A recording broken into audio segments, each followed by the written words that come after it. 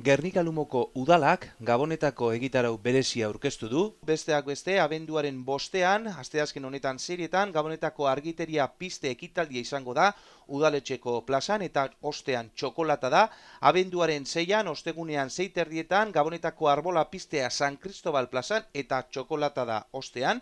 Abenduaren 7ean, ostiralean 7:00 jaiotzaren inaugurazioa Santa Luziako ermitan eta ostean txokolata da.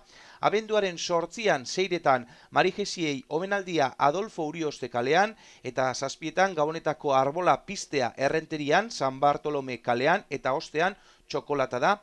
Eta abenduaren 8ean larunbat honetan, gogoratu, Marijesien topaketa ere izango dela Andra Mari elizan iluntzeko 7:00.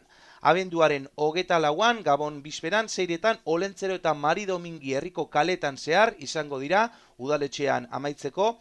Eta abenduaren 28ean, 29ean eta 30ean 11:00 ordu batetara eta 4:00 8:00 jai alai.